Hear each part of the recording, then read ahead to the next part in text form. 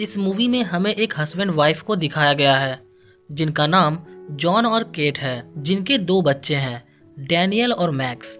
लेकिन मैक्स ना ही सुन सकती है और ना ही कुछ बोल सकती है। और हाल ही में केट का तीसरा बच्चा जो इस दुनिया में आने वाला था वो डिलीवरी के टाइम ही मरा हुआ पैदा होता है। इस वजह से केट काफी दुखी रहती थी क्योंकि उसे इस बच्चे से बहुत ज्यादा लगाव और प्यार था और वो अपना प्यार किसी दूसरे बच्चे को देना चाहती थी, ऐसे बच्चे को जो इसके काबिल हो। इसलिए जॉन और केट डिसाइड करते हैं कि वो एक बच्चे को अडॉप्ट करेंगे। फिर वो सिस्टर एब्रिगेल के ऑर्फनेज से एक रशियन बच्ची को अडॉप्ट करते हैं जिसका नाम एस्थर था। वो एस्थर को अपने साथ घर लाते हैं।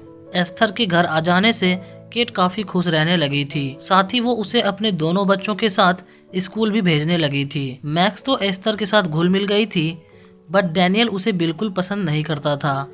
कुछ दिनों तक ये सब कुछ सही चल रहा था और केट अब पहले से ज्यादा खुश रहने लगी थी। लेकिन एक रात जॉन और केट अपने किचन में रोमांस कर रहे होते हैं और तभी एस्थर वहां आ जाती है और उन्हें सेक्स करते देख लेती है। फिर केट खुद को संभालते हुए जल्दी से एस्थर के पास जाती है और उसे समझाती है कि जो कुछ भी उसने देखा वो सिर्फ बड़े करते हैं और ये बच्चों के लिए नहीं है।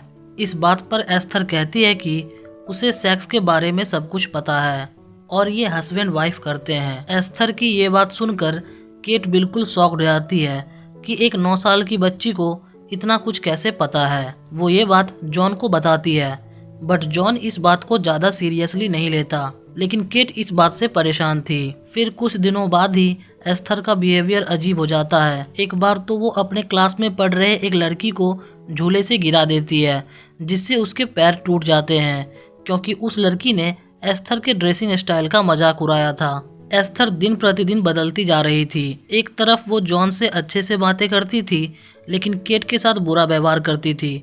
वो उसे हमेशा हर्ट करती थी और जब केट जॉन को एस्थर की गलतियों के बारे में बताती तो वो एस्थर को बच्ची बताकर केट को ही भला बुरा कहने लगता है। केट को एस्थर पर शक था, इसलिए वो एक दिन सिस्टर एब्रिगेल को कॉल करती है ताकि वो एस्थर के बारे में ज्यादा जानकारी ले सके। लेकिन एब्रिगेल फोन पे ज्यादा कुछ केट को नहीं बता पाती है। फिर अगले दिन सिस्टर एब्रिगेल केट के घर आती है और केट को बताती है कि जहां एस्थर पहले रहती थी वहां जानबूझकर आग लगाई गई थी और इस हादसे में केवल एस्थर ही बच पाई थी और आज तक आग लगाने वाले का खुलासा नहीं हुआ। फिर एब्रिगेल उन्हें बताती है कि एस्थर जहां कहीं भी होती है वहां कोई ना कोई हादसा होते रहता है। यहाँ एब्रिगेल की बातों से पता चल रहा था कि उन्हें भी एस्थर के ऊपर शक है। फिर वो केट से ये बोलकर निकलती है कि अगली बार वो और अच्छे से एस्थर के बारे में पता करके आएगी। लेकिन उनकी ये सारी बातें एस्थर सुन लेती है और फिर रास्ते में जाते समय एस्थर मैक्स को एब्रिगेल के कार के सामने फेंक देती है जिससे एब्रिगेल कार रोक देती है और तभी पीछे से एस्थर एक हथौड़े से सिस्टर एब्रिगेल को बड़ी बेरहमी से मार देती है क्योंकि एस्थर नहीं चाहती थी कि किसी को भी उसकी सच्चाई का पता चले। वो एब्रिगेल का मर्डर करने के बाद मैक्स को भी डरा देती है ताकि वो किसी को कुछ ना बताए। फिर वो मर्डर करने के बाद सारे सबूत डैनियल के ट्री हाउस में छिपा देती है, लेकिन डैनियल उन्हें ऐसा करते हुए देख लेता है तो वो उस रात डैनियल को भी डराकर उसका मुंह बंद करवा देती है। फिर एक दिन कार के ब्रेक्स हटाकर वो मैक्स की भी जान लेने की कोशिश करती है, लेकिन किस्मत अच्छी होने की वजह से मैक्स की जान बच जाती है। लेकिन इस घटना के बाद केट पूरी तरह समझ जाती है कि एस्थर उसके और उसके फैमिली के लिए खतरा है क्योंकि उसने याद से कार की ब्रेक लगाई थी। इसलिए वो जॉन से एस्थर को घर से बाहर निकालने की बात करती है, बट जॉन केट की बात नहीं मानता, उल्टा उसे डिप्रेशन का शिकार बताता है। अब केट और जॉन का रिश्ता बिल्कुल कमजोर हो गया था, बात डिवोर्स तक पहुंच गई थी। दूसरी तरफ ये सब देखकर एस्थर जॉन के करीब जाने की कोशिश करती है, बट जॉन उसे बच्ची का प्यार समझता है। फिर केट खुद से एस्थर के बारे में पता लगाती है, जहां केट को एस्थर के कमरे से एक डायरी मिलती है जो सारने इंस्टीट्यूट की थी जिसमें कई सारे मैच्योर आदमी की फोटोज थी।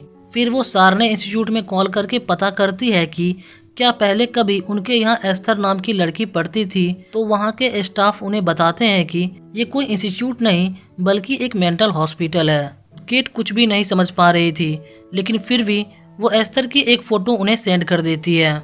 दूसरी तरफ मैक्स अपने भाई को सिस्टर एब्रिगेल के मौत के बारे में बता देती है, इसलिए डैनियल सबूत लेने अपने ट्री हाउस जाता है। तभी एस्थर वहां आकर उस ट्री हाउस में आग लगा देती है, जिससे डैनियल नीचे गिरकर बेहोश हो जाता है। बट एस्थर डैनियल को फिर से पत्थर से मारने की कोशिश करती है, लेकिन तभी मैक्स उसे धक्का दे देती है। फिर कुछ देर बाद केट भी वहां आ जाती है। वो डैनियल को जल्दी से हॉस्पिटल लेकर जाती है, जहां उसे आईसीयू में एडमिट किया जाता है। लेकिन एस्थर को अब भी चैन नहीं था। वो सोडा वाटर पीने का बहाना बनाकर डैनियल के पास जाती है और उसका ऑक्सीजन मास्क हटाकर उसे मारने की कोशिश करती है। लेकिन सही टाइम पर डॉक्टर वहां आ जाते हैं, जिससे डैनियल की जान बच जाती है। केट को 100% पता था कि ये सब कुछ एस्थर कर रही है, इसलिए वो एस्थर को मारने लगती है और उसका गुस्सा आउट ऑफ कंट्रोल हो जाता है, इसलिए उसे हॉस्पिटल में एडमिट होना पड़ता है। दूसरी तरफ जॉन, एस्थर और मैक्स घर आ जाते हैं और तभी एस्थर जॉन को अकेला पाकर उसके सामने अच्छी तरह से तैयार होकर एक यंग लेडी की तरह उसके सामने आती है और जॉन के करीब जाने की कोशिश करती है। बट जॉन एस्थर के गलत इरादे भांप लेता है और उसे धक्का दे देता है। वो एस्थर को बहुत डांटता है और वो उससे कहता है कि वो कल ही उसे ऑर्फनेज वापस छोड़कर आएगा। जॉन के ऐसा करने से एस्थर का जॉन को पाने का प्लान फेल हो जाता है और वो पागलों की तरह अपने रूम में तोड़फोड़ करने लगती है, जिसकी आवाज़ जॉन को सुनाई देती है। और फिर वो एस्थर के रूम में जाता है तो वो शॉक्ड हो जाता है, क्योंकि एस्थर ने अपने रूम के पूरे वॉल पर न्यूड फोटोज की पोस्टर लगा रखी थी। और तभी एस्थर जॉन पर हमला करती है और उसे कई बार चाकू से मारती है, जिससे जॉन की मौत हो जाती है। लेकिन मैक्स ये सब देख लेती है। दूसरी तरफ केट को हॉस्पिटल में सारने इंस्टीट्यूट से एक डॉक्टर का कॉल आता है, जो उसे बताता है कि जिस लड़की की फोटो उसने भेजी है वो उस लड़की से जितनी जल्दी हो सके दूर हो जाए और पुलिस को बुला ले, क्योंकि वो लड़की कोई बच्ची नहीं बल्कि 33 साल की एक मैच्योर लेडी है, जो हार्मोन की कमी से एक बच्ची की तरह दिखती है और वो अपनी हवस के लिए मर्दों को अपना शिकार बनाती है। डॉक्टर की ये बात सुनकर केट जल्दी से पुलिस को कॉल करती है और अपने घर के लिए निकलती है। और जब तक केट घर पहुंचती है तब तक एस्थर जॉन को मार चुकी थी और फिर वो मैक्स को भी मारने ही वाली थी।